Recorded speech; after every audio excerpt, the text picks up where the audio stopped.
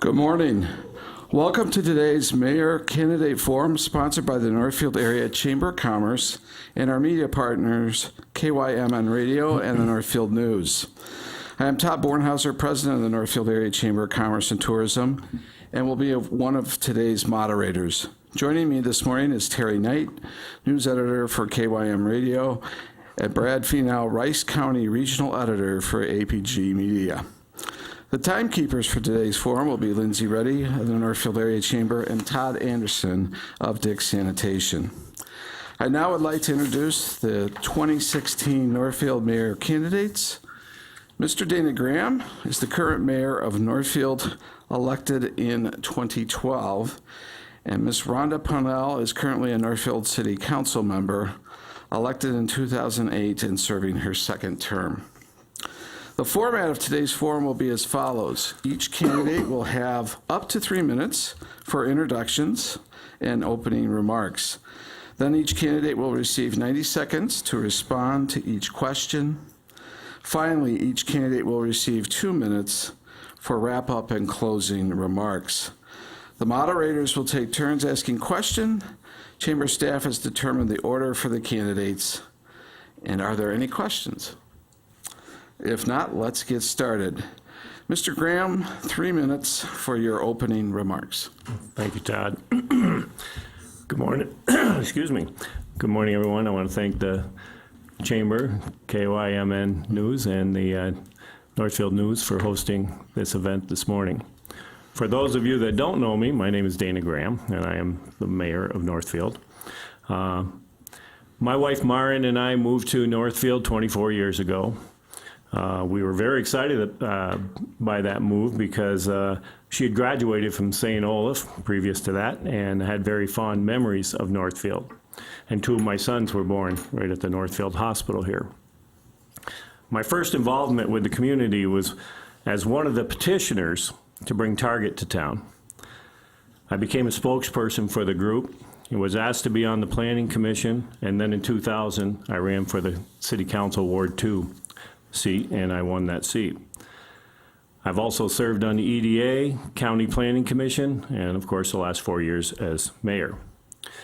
During my term as mayor, I've championed a youth initiative, growing the number of youth involved in city issues from 14 4 years ago to almost 100 when we count our Explorer program. Staying on the youth for a moment, I'm one of the original members of Northfield Promises Council of Champions, as well as a key figure in the Youth First initiative. I also started an initiative to make Northfield a Beyond the Yellow Ribbon community. Through the hard work of many people, we now have a network of approximately 300 that helps our veterans and families of actively deployed military. My Latino outreach is working to make that community more visible and resulting in more Latinos being engaged with the city. I also initiated what we call Leaders Lunch. Several times a year, city administrator and myself get together with both college presidents and typically a vice president from the college, CEO of the hospital and the chair of the hospital board, and school superintendent and the chair of the school board. We get together, we talk about we talk about what's going on in each of our areas, and we explore areas of collaboration. Also, during my term as mayor, I made myself the liaison to the Northfield Hospital Board. I'm a board member of NAFRS and a current member of the EDA. Obviously, being mayor is not just a 7 to 10 job on a Tuesday evening. Through the activities I just listed and others, I've worked hard to make Northfield a stronger community, and I look forward to serving for another 4 years. Thank you. Thank you. Ms. Pownell, 3 minutes, for your opening remarks. Good morning, Rhonda Pownell, running for mayor of Northfield. I'm really running because I want to serve all the people of Northfield. I've been a member of City Council for 7 years. I've served on Northfield on a wide variety of boards and commissions. I'm the president of the League of Minnesota Cities and sit on the board of the League's Insurance Trust. which means I work with over 800 cities across the state of Minnesota. Probably most important, I've knocked on the doors of over 2,000 homes in the city of Northfield just this fall and talked to thousands of Northfield citizens. The people of Northfield want two things from the city. First, a place to live, work, and play that they love, for themselves, for their family, and for their friends. Second, a city government that works and works with everyone. We live in an excellent town, and we are stronger for our diversity and for our commitment to collaboration. I think it's fair to say that these strengths have not been reflected in our city leadership. Each week, we seem to reach a new low in the quality of our discourse, in our inability to work together. That's not just my evaluation, that's the view of many people I talk to, people who think our city can do better. I'm running for mayor because creating a cooperative atmosphere is the responsibility of the person at the top. And I believe I can improve the tone of our city government. That doesn't just mean better run council meetings. It means listening to new ideas from different people and working with them to see if they can make Northfield an even better place. Making Northfield an even better place also means doing some nitty-gritty work that isn't happening under our current mayor. For example, creating a strategic plan for the city. Northfield needs a strategic plan, and that's the responsibility of the mayor. I've been a leader on projects that have made Northfield a better place, like the city's funding for the new library. I look forward to talking with you about how we can make Northfield an even better place. Thank you. Thank you. All right, remember, you each have 90 seconds to answer the following questions. Ms. Pownell, we will start with you. What are the top 3 challenges facing the city? Thank you. I would say our top 3 challenges at this point are working together amongst the council. I hear that that's the top concern 3/4 of the time when I've been out there visiting with people, is they're concerned about the decorum amongst the council members. Need to be able to function well together to get high-range thinking, high policy level thinking done for the city. We need long-range plans that deal with all the deferred maintenance. Those are really important things that we need to be moving forward.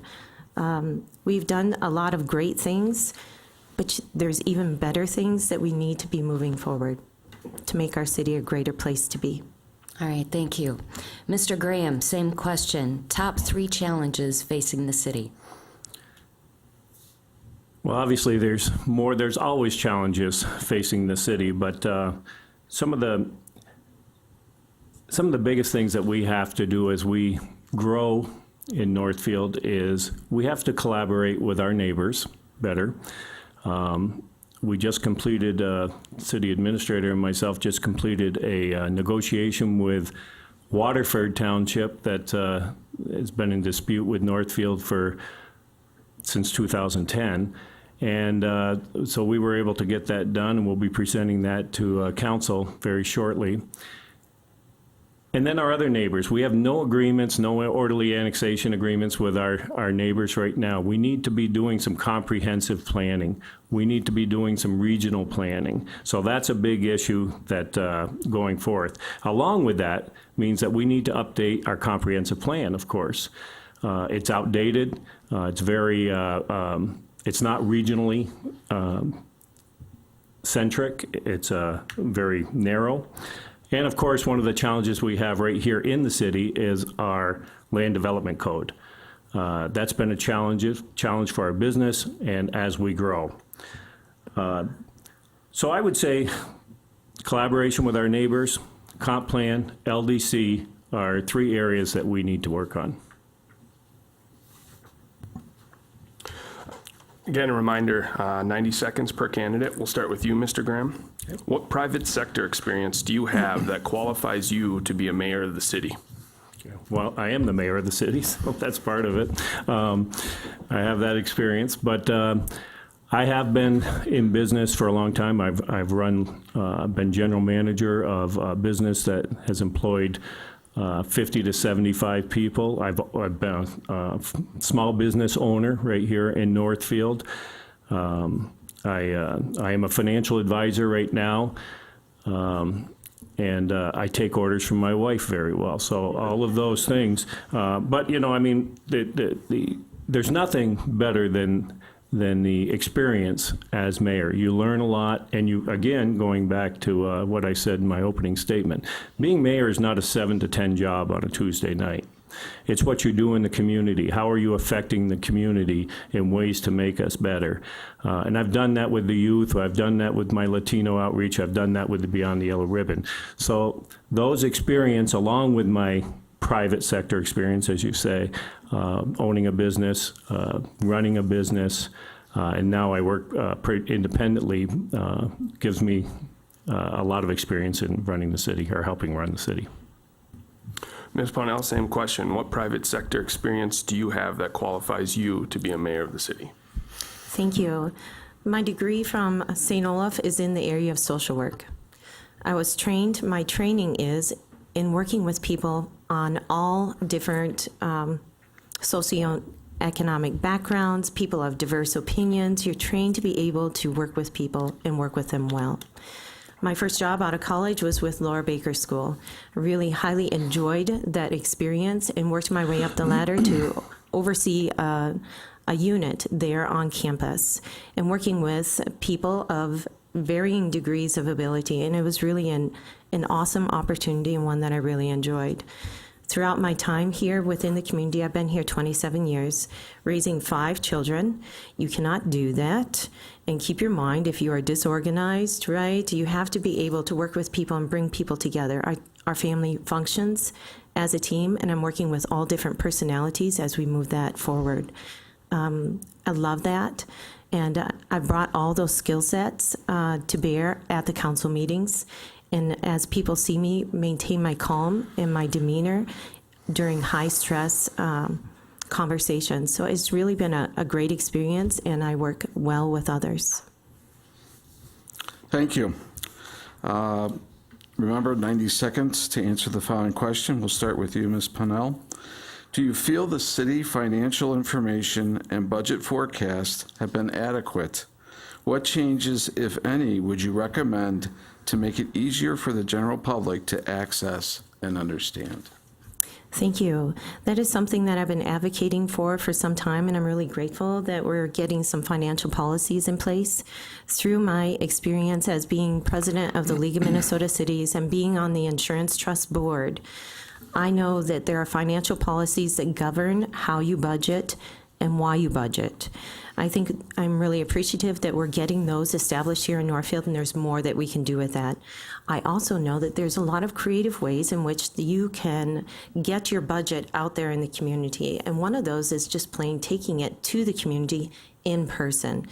Getting the feedback of the people that you serve, going to the different service organization meetings, showing up at board meetings to talk with people, get their input. I've been a strong advocate of going out and being right in front of people, and I'm doing that now with door knocking. There are a lot of technological tools out there that you can utilize, and Balancing Act is one of those. If you want to look that up, that's a way that you can really strategize and see within what the city's budget is and be able to play with it and have some give and take, and your general population can be doing that right along with the council. So it's just great, and I'm looking forward to moving some of those forward. Thanks. Thank you. Mr. Graham, do you feel the city financial information and budget forecast have been adequate? What changes, if any, would you recommend to make it easier for the general public to access and understand? Well, to answer the first part of your question, no, it hasn't been adequate. But when you look at our challenges over the last 4 years, we're now on our 4th city administrator that's sitting there. So it's hard to develop any policies, any continuity when we've gone through that type of change. So it hasn't been adequate at all. One of the things that we have done, though, recently under Ben's leadership is defined the roles and responsibilities of our finance subcommittee. This is 3 members of council that I appointed, and we've changed them now. It's a 2nd year of having this. And so they're working with our finance director along with our city administrator to make it easier for us to understand, but more important than that, so that when you get to your second part of the question about the public, is that they're going to come to us more often. So we're not just waiting for a mid-year update and then get into the whole budget discussions at the end of the year. And we're asking a lot of questions that we could have answered as we went along. And so as I've talked to people that are interested in this information, they said, as long as if council is getting this on a more regular basis, that's easier for us to follow. So I think we're going to see a big improvement in that area. Thank you. A reminder again, of course, 90 seconds per question. We're going to start with you, Mr. Graham. Our city is a charter city. What role do you think the charter should play? Well, we have Council Member Ludisher right here, so, you know, he's on the Charter Commission, and there's certainly, I mean, the charter is our Constitution. There's no doubt about that. It's got to be honored, it's got to be followed. Now, like any government document, certain documents are open to interpretation. So there's going to always be some disagreements. There are some gray areas in there. Sometimes it's not. And when it's not a gray area, we have to follow it. I mean, we do have a city attorney that interprets a lot of this for us. Again, there's a disagreement because it is open to interpretation. But we are a charter city, and it is our Constitution. So we have an obligation to make sure that we are following that as close as we possibly can. All right, thank you. Ms. Pownell, our city is a charter city. What role do you think the charter should play? Thank you. I agree. The charter is our constitution. It gives us the flexibility in the way that we structure city government to address our specific needs. However, it isn't a free pass to ignore well-established best practices defined by the state and other bodies. It isn't a place for addressing the latest issue in front of the council or specific grievances. I think it's a founding document, and we need to be making sure that we are in concert, we are moving in concert with it, and if there's any issues or changes, then we can ask the Charter Commission to address those and bring them forward to council. I think it's important that we work in collaboration with that board, and I appreciate their service. Thank you. Again, another reminder, 90 seconds per question. Start with you, Ms. Pownell. Yep. Do you support the continued funding of the NDDC? Thank you. That has been a hotbed of political mess for some time. It seems like every time we get in a new mayor, there's a new agenda on defunding the NDDC. And I've been through that, lived through that, and saw the political mess that it makes. My standpoint at this point is to believe or to work with all of our economic development agencies and start moving forward to accomplish a vision. And the only way we can do that is by working well together. I think the NDDC is a great asset to our community. I think they do a great job in advocating for the downtown. I'm a strong supporter of our downtown, and honestly, when I go out there and I'm asking people what people really care about in our community, almost 100% of the time, people are saying that they love the downtown. It's something that people cherish, needs to be protected and enhanced. And the NDDC is an organization that can help us accomplish that. We need to give focus to the downtown. And there's an important reason why we need to do that is because people, when they decide whether they're going to move here or not, they see our downtown and they want to be here. The business community is the same way. During one of their economic development forums, DEED basically said the same thing. Take care of your downtown. I'm a strong supporter of that. Thank you. Mr. Graham, do you support the continued funding of the NDDC? No, I don't. Very simply. But let's not confuse financial support for the NDDC with support of our downtown. Two totally separate items. I view the funding of the NDDC as an entitlement, a little too cozy relationship. My opponent used the executive director to print out her campaign materials this year and then votes to give them funding. I find that troubling. The NDDC is a great organization. I'm 100% for the NDDC. I love having a downtown group that advocates for downtown. That is different than giving them public funding. I've been parts of downtown groups in my business career. I recently was part of a downtown group in Lakeville. They don't get any city funding there, and yet that group is very strong. They collaborate with the city. They collaborate with the chamber there. They do a good job. Why can't we do the same thing? I made a proposal the other night at our city council meeting and said, instead of giving the money to the NDDC, why don't we just put it in a fund that's dedicated to downtown? And then whether it's the chamber, the EDA, the NDDC, they can work together and propose projects to come to council, and we can give it to them rather than just giving it to one organization. Thank you. All right, remember we have 90 seconds to answer the following question. Mr. Graham, we'll start with you. How are you, as a leader of the city, going to work with local businesses and committed citizens to make Northfield a destination for business? Well, thank you. You know, one of the first things that I did as mayor is I summoned a economic summit so we could find out what issues people from the outside have with Northfield. And we learned a lot at that summit 4 years ago, and we're still using a lot of that information today. The next thing I did was start a program of business visits.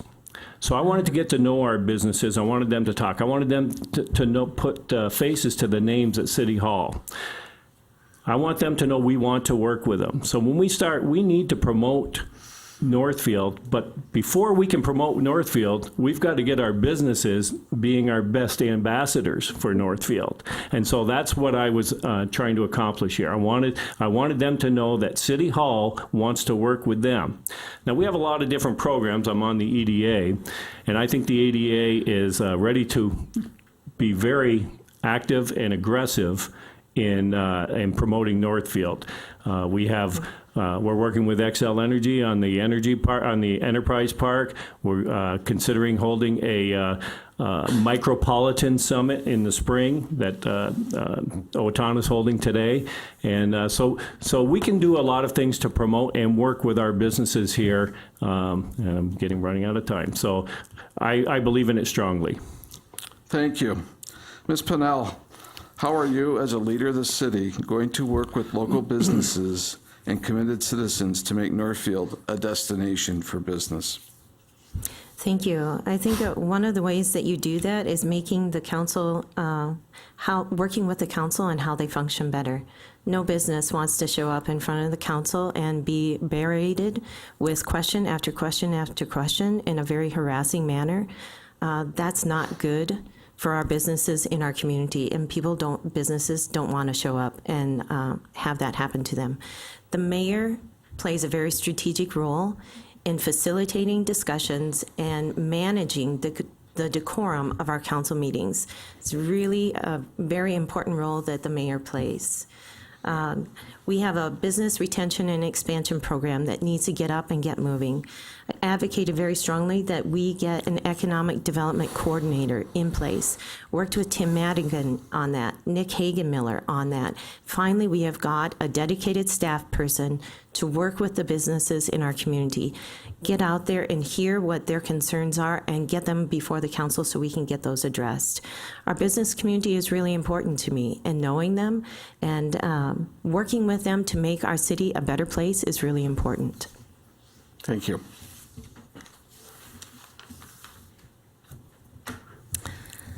All right, you guys know it's 90 seconds. Not going to keep reminding you. Ms. Pownell, what changes to the city would you like to see during your term? Thank you. I think I've been advocating over the past 8 years. I've been noticing that we have a lot of deferred maintenance throughout the city. Through this current budgeting process, we're going to get some of that taken care of. The importance of taking care of the basics: police, fire, streets, sewer, water, and the library. We have a lot of parks in the community, and people really value that. We need to take good care of them. So that's one change I'd like to see happen. I would also like to see us expand upon what we have to offer in our community that people really value. They value the downtown, they value the small town feel, they value the colleges and all the activities and events that we have. We have just a really great place that people love to be. Businesses move here because of it. Our homeowners, people that want to live in our community, they specifically choose to live in our community. And I want to continue to sow into that and enhance those things that people really love about our community. All right, thank you. Mr. Graham, what changes to the city would you like to see during your term?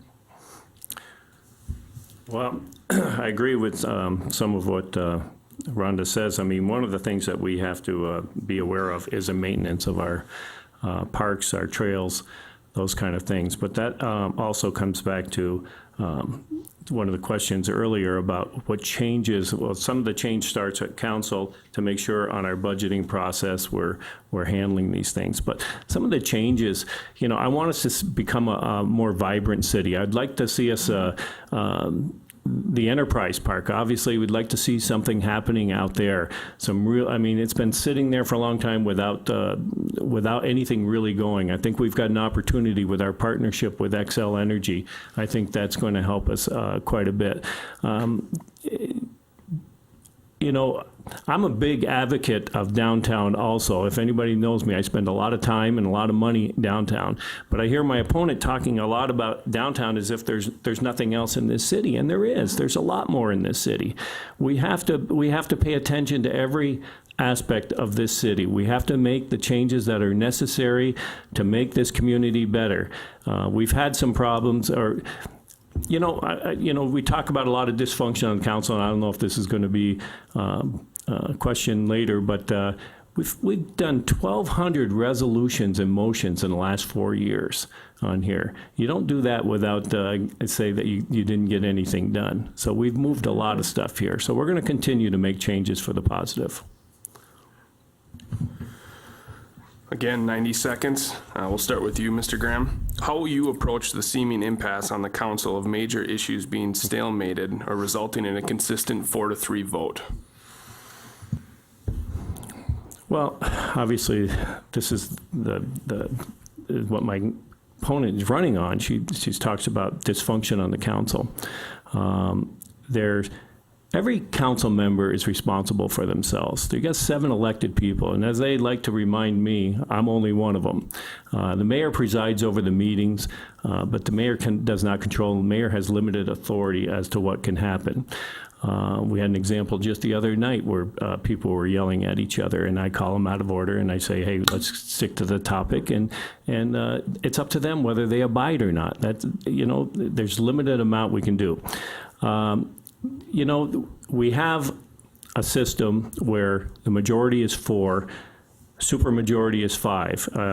One of the things that I wish it was 5 votes for everything. That's not going to happen because that would lead to more compromise. When you have a voting block, as we do on the council, the 4 get a lot of things done, and sometimes the minority has to get very creative to get their voice heard. So we've got a long ways to go, but let's remember, getting things done for the city is not a 7 to 10 on a Tuesday night job. There's a lot more to it. Ms. Pownell, same question. How will you approach the seeming impasse on the council of major issues being stalemated or resulting in a 4-3 vote? Thank you.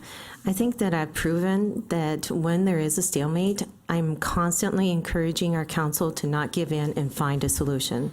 Did that on the Maple Street project when people wanted to give up and just quit the meeting. I mean, and not move that project forward. I strongly advocated that wasn't an option. We needed to come up with a compromise. Some people will say there was a meeting recently where it took us about 20-25 minutes just to pass the agenda. I listened. I heard what people were saying, proposed a motion that dealt with the issue, and we moved on. You need a mayor that sits in the seat that can see the solution, find it, and calmly bring it forward. That's so important. We live in government is a democracy. Sometimes you have 4-3 votes. There's nothing wrong with 4-3 votes. I would say that the council is getting far better in finding those compromises, and it's because some of us are on the council are moving forward consistently in that direction and working hard to find those places of collaboration and finding solutions that work for the people of Northfield. Thank you. All right, remember, each candidate has 90 seconds to answer the following question. The preliminary, and we'll start with you, Ms. Pannell. The preliminary city budget for 2017 will result in a levy increase of 2%. What is the overall budget in actual dollars increasing, and what is your opinion of this increase? The actual levy increase, I believe, is around $160,000. Each 1% is about $80,000. The original recommendation to the council was a 3% levy increase, and so that brings it down $80,000. You need to find ways to make up for that difference. Some of the things that we're moving forward in this budget is the general maintenance. There's a lot of deferred maintenance out there, and we need to take care of the assets in our community. You can't put something in the ground and then just not take care of it. It's really important that we do that, and I'm really thankful that we're moving those initiatives forward. Thank you. Mr. Graham, the preliminary city budget for 2017 will result in a levy increase of 2%. What is the overall budget in actual dollars increasing? What is your opinion on this increase? Well, Rhonda's right. It is about $160,000. We're taxing at 2%. The total tax levy for the city is $8.26 million when we include the EDA and the HRA. Staff had asked for a 3% levy increase. We passed a preliminary one at 2%. And at the time, I said that I would not support a 3%. And so we got the 2% passed as a preliminary. We have advocates for 1% or lower. And that's where that's why we go through the process of the preliminary to the final, so we can get a lot of information from staff. We just talked a lot about it at our council meeting just the other night, and staff was talking about where they need to, where they have to cut. But we do have some things that we can cut out of there that are, if it's not planned. That's been our problem here. It's about planning. Last year, we spent $936,000 on items that just came up during the year because we had that extra money. I like what our city administrator is proposing for how we handle our budget and our reserve this year. And as long as we have a floor, and then anything that we spend is planned for, not just a project of the day. Thank you. All right, Mr. Graham, we'll start with you in the next question. How would you view the current relationship between the mayor, city council, and city administration? And are there any changes you would like to make to improve the relationship? Well, again, we've talked a little bit about the city council and the mayor, or as city council as a whole. As far as our city administrator is concerned, I'm very comfortable with Ben. He's sitting here. I better to say that, but Ben's only been here for 6 months, and so he's getting to know a lot of things. Personally, I find I get along great with him. I mean, we've done a lot of things together. We've negotiated with Waterford together. We're on an ice arena task force together that I created. I talk to him every week. We plan our agenda. So I find that very easy, and I think he does a good job at council meetings, even when I tell him to shorten up his answers a little bit. So I find that relationship to be very good, and I think Ben's going to be here a long time, and I think we're going to be the beneficiaries of that. All right, thank you. Ms. Pownell, how would you view the current relationship between the mayor, city council, and city administration? Are there any changes you would like to make to improve the relationships? Even people that don't pay much attention to city government, as I've been door knocking, I know that it's a high concern for 3/4 of the people that I've talked to. It's over 2,000 people in the community, going door to door, hearing directly from people and what their concerns are. I know it's a concern out there. They know us for the incivility, not for the work that we're getting done, and that opinion doesn't stay within our city borders. It goes out there and it affects our ability to attract good, high-quality staff to work for our city.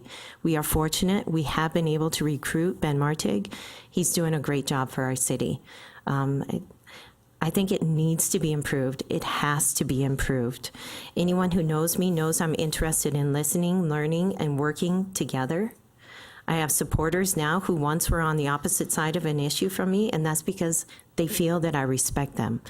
I've worked hard to build trust with people by listening, by seeking to understand, and that's a really important role that the mayor plays. I will do everything I can to remove barriers to dialogue. Over the past 4 years, it's been shocking how little council members talk to each other and how stilted the relationships can be. That's not good for solving problems, and it needs to change. Thank you. Ms. Pownell, we'll follow up with you here. 90 seconds. What are your local transportation priorities? Thank you. I think as I go around talking with people, transit is a really important function. It's really important that we get transit functioning at a high level. You have people that have needs in the community to be able to get around that don't have vehicles, or they're out too far, and maybe they don't even ride a bike. We're moving into a time here where we're going to have more people over the age of 65 than we have in K through 12 education. Transit is going to be really, really important to get them to be able to move around within the community so that they can stay in their homes. So transit would be one of them. I think you really need to look at a higher level of how things are roads, Cedar Avenue, Highway 19 study, whether or not that should be 4-lane, whether it should go through town, whether it should go around town. Those are high-level things that just aren't getting addressed. We need to address them, and we need to assign a group to work on them. And that's something that I'll be moving forward and advocating for. I continue to advocate for the Highway 19 study. Unfortunately, it's not getting in our CIP, and I think that we need to work with our leaders, Rice County, Dakota County, the townships, potentially even Cannon Falls, Lonsdale, to bring people to the table and to work on that issue, and then for sure include our Planning Commission in that planning process. Thank you. Mr. Graham, what are your local transportation priorities? Well, to make it better, obviously, there are a lot of communication. There is a lot of communication. There are a lot of meetings going on. We do put more pressure. When I was on city council from 2000 to 2004, Highway 19 was on MnDOT's 10-year list as far as getting something done. And then somehow, between 2004 and now, the pressure stopped, and as far as communication with MnDOT, and we just dropped off. We're not on their 10-year plan, we're not on their 15-year plan, we're not on their 20-year plan. So we've been reestablishing that communication with MnDOT for that area. So we're doing a lot of things. We're talking about things behind the scenes to get some of these things started, to get them to the forefront. We need to do more local, our regional planning on our whole transit system that'll affect us right in the city. That's part of it. As far as breaking it down inside the city, yes, we have a program with our with Hiawatha Land. It's a good program. We need to expand the number of stops. I get a lot of phone calls on this, seniors and others. It's not as convenient for them to be to where they're going all the time, where their priorities are. So these are things that we have to work on. We have to expand that, and we are working on a lot of those behind the scenes. Thank you. Okay, Mr. Graham, how important is it in making decisions for the city that you take school needs and funding into consideration? Well, everything, again, is collaboration. Of course it's important. We put in a crosswalk at Arbor Street, right across the street from the middle school this year that we're working on with the school. All of 246 were Whenever we talk about changes on 246 going across, because that's where our schools are, it's very important that we collaborate and communicate with the school district. I have a very good relationship with our school superintendent, Dr. Hillman. We talk a lot. So that's why, that is exactly one of the reasons that I established this leaders lunch, so that when we get together, we talk about things. So when we bring up things that are a priority for us in the city at this meeting, they talk about what their priorities are. Where can we collaborate? So school district is a great example, because we are communicating with them all the time, and we are talking about areas that we can work together. It is important. This is our community. We're not isolated. They're not isolated. We need to work together. Thank you. Ms. Pownell, how important is it in making decisions for the city that you take the school needs and their funding into consideration? Thank you. Absolutely, we need to take it into consideration. It's a large, the school levy affects our taxpayers in a major way. However, you cannot not take care of streets, police, fire, streets, sewer, and water. You've got to take care of the basics of your city and look for strategic ways to enhance your community. I know from speaking directly with people that people really value our school system, and I do too. Working with them, listening to their needs, what are their problems, and finding solutions.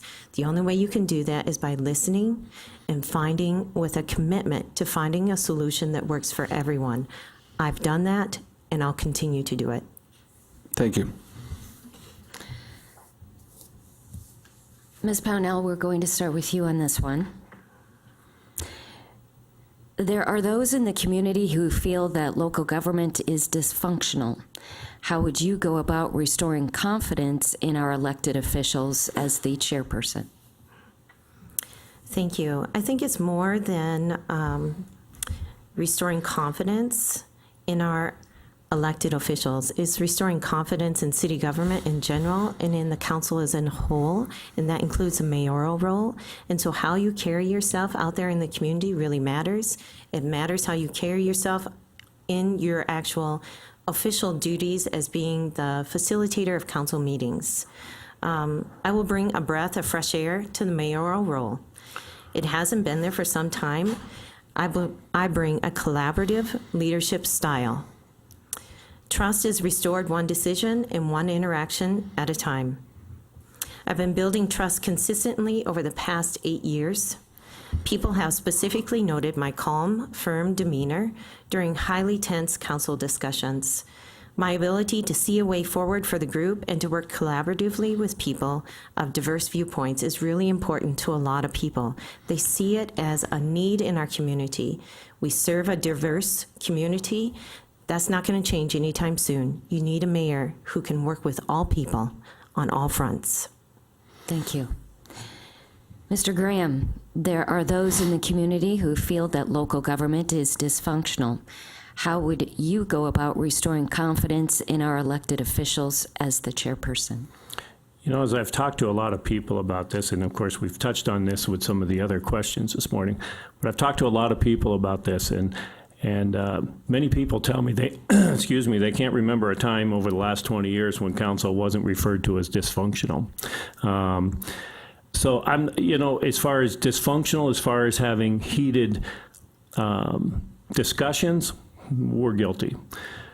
But when you look at the 1,200 resolutions and motions that we've had over the last 4 years, a vast majority of those have been passed. We are getting some things done. We've had a couple major items. Tiger Trail was one of them, obviously, and that started early in our term here, the last term. We had big disagreements on that, and that seemed to set the tone for votes going beyond that. So we do have, I don't know if you can call it dysfunctional, because we are getting things done. We do have some issues. We do have people that take things personal. But the point is, we need to get the city's business done. And that's why I keep telling you, it's not a 7 to 10 job on a Tuesday night. She talks about going out in the community. That's exactly what I've done. That's exactly what I've done. I'm not just sitting back and waiting for council to get things done. I go out in the community and I work with the people to get things done. So dysfunctional versus action, I think we're doing all right. Thank you. Mr. Graham, we'll go back to you here, 90 seconds. What are your thoughts on transparency regarding relationships of council members with organizations and those running them requesting funding? Well, I already said that earlier when we talked about the NDDC. We've got council members that either currently, as Rhonda, and in the past have used the executive director, Scott Covey, who's resigned now, executive director of the NDDC, and they've voted to fund him, fund the organization. I find that a little too cozy. I find that I don't like those types of entitlements. I think there's alternatives to get the things done that we say we want to get done, rather than just funding that kind of group under those types of circumstances. So transparency, absolutely. Does it go to the level of somebody having to recuse themselves from voting? I'm not saying that, but definitely the public deserves to know when there is any type of a relationship that might skew a vote. So transparency has to happen all the time. Thank you. Ms. Pownell, what are your thoughts on transparency regarding relationships of council members with organizations and those running them requesting funding? Thank you. I appreciate and share your concern about transparency. I can assure you that I have no financial interest in any organization to which the City Council has considered funding during my tenure on the council. I have no close business or personal association that would interfere with my independence of judgment. I have conferred with 2 different city attorneys on this matter, and there is no ethical or transparency issue, just a political agenda. Thank you. Thank you. Remember, each candidate will have 90 seconds to answer the following question. Ms. Pownell, we'll start with you. What should the city's capital improvement projects list be, and how would you rank items like a new ice arena and liquor store in that priority list? I think most important is that we consider capital improvements as part of a strategic plan. The city needs a strategic plan, and it's the mayor's responsibility to make sure that that happens. In order to have a good strategic planning process, you've got to have people that can work well together. I can facilitate a meeting where that happens. I do that as the president of the League of Minnesota Cities. I do that as I work as a trustee on the insurance trust. I've modeled it. People have seen it. They trust my leadership. Long-range street construction plans belong on that list. Stormwater improvements belong on that list. We need to have that long-range planning done, and that should be part of the strategic planning, and it should govern what things are on that CIP. In the absence of a strategic plan, you don't have that long-range visioning that's being done to give that guidance for how your CIP is developed. Thank you. Mr. Graham, what should the city's capital improvement projects list be, and how would you rank items like a new ice arena and liquor store in that priority list? Well, we do need to make sure that we're planning properly. So we're not, again, going back to the budget discussion we talked about earlier. So we're not just funding things on a project of the day type of thing.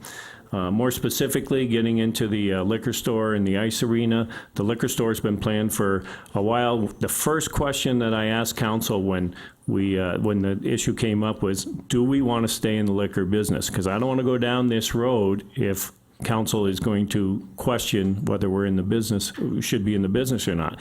Council answered affirmatively, so okay, we're in the business. Let's make this store as successful as we possibly can. And that's what we're waiting for the report now. We should be getting that shortly. There's already $3 million planned for as part of the new liquor store. So that's it. The ice arena, in 2020, the refrigerant by law is going to change. It's not going to be available on the market. We can stockpile. So I created a task force. Unfortunately, my opponent has been trying to kill that task force. She talks about political things because she doesn't like the idea that I created this task force. But this is a task force that is very, it has very good members on business community members, St. Olaf, Northfield Hockey Association members, people that are interested in this. So we can answer all the questions. We're digging into every aspect of the ice arena to figure out what the best avenue to go is, but we know we need to do something there. Thank you. Mr. Graham, we'll start with you. What is your definition of economic development, and what is one thing you would do to improve that in Northfield? Well, economic development is extremely important to Northfield. And it's not just saying we're for economic development, which means how we grow. Economic development means what are we doing to improve our economy? And it's not just the words that we use, it's how we're voting. And I've consistently voted to promote Northfield, to increase our tax base, to listen to our businesses. It's been a struggle. We tend to micromanage things to death at the council level, and a lot of projects go away because of that. We're not the experts in all how businesses should be run. We should be the experts on how we want Northfield to grow. So that's why I put myself on the EDA, so I can be part of that discussion. I don't shy away from being in the forefront of any of these issues. We have to promote economic development. Speaking to realtors, our average house in this city has gone from $3,000 in property taxes to $4,000. We need to increase our tax base so people can afford to live here. We cannot be afraid to have some development in this city. All right, thank you. Ms. Pownell, what is your definition of economic development, and what is one thing you would do to improve that in Northfield? Thank you. Northfield is known for its stable economy. We have a very diverse economic development base with the colleges being here. We have Post Brands here. We have many different industries that are located within our community. I think it can be expanded upon. I'm really excited about what's happening out there next to the hospital with the solar garden that's going in out there. And I think that there's sustainable ways that you can expand businesses out there, and you can find the synergies that will benefit the businesses that are already located within your community. I'm about growing the businesses that are already here, supporting them, advocating for them, and then also expanding upon our downtown. We have a lot of unused land in and around our downtown, and I think it's important that we utilize that because it provides a higher tax base for us. Higher density, better tax base, less infrastructure for the city, contiguous growth. Also, very important. There's long-range planning out there, and doing those things is really important to our community. Thank you. Ms. Pownell, we'll turn back to you in 90 seconds to answer the question. How do you prioritize issues and spending requests that arise? How do I prioritize? I look at whether or not they're currently in our CIP. Have they been items that have been identified for some time? Is there funding, outside funding? What is the return on investment? Is something critical? Is something broken? It needs to be fixed immediately. We have fire trucks that needed to be replaced. I heard that before I got on council 8 years ago.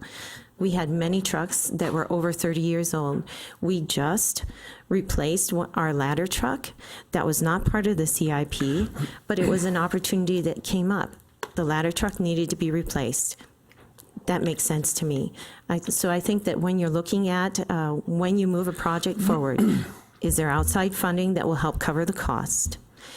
Is it a critical need within the community? Has it been identified in the CIP or in our long-range planning goals?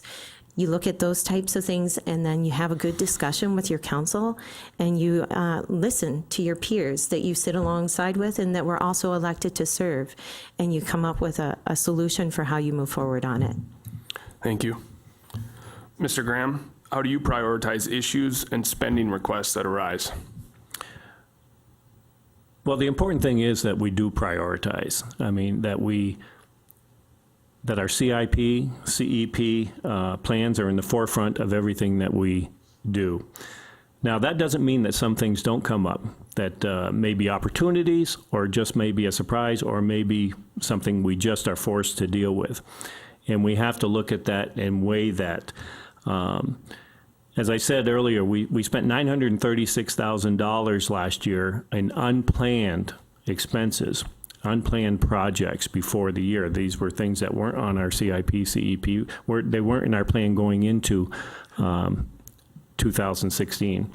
And we need to plan. Those can't all be surprises. So when I've talked to staff about this, one of the things that our city administrator wants to make sure that we do is whatever our floor is for our reserve, that staff isn't coming up with new things that just maybe they want to stick in this year. If that's going to be our floor, then that's our floor. We don't spend into that floor unless, obviously, there's issues that are emergency, issues that just make sense in a lot of ways. But the obvious thing is to plan and prioritize. We have to get better at that and not just funding projects of the day. Thank you. Remember, each candidate will have 90 seconds to answer the following question. Mr. Graham, we'll start with you. What concerns do you have regarding the current NAFRS, Northfield Area Fire and Rescue Service, fire facility, and possible taxing district to the residents and business community of Northfield? Well, I'm on the NAFRS board, so I've been part of all the conversations. I tried to slow down the conversation on, or make sure that the process was proper in looking at the renovation of the building versus going out and looking at other sites. And so that was a big issue.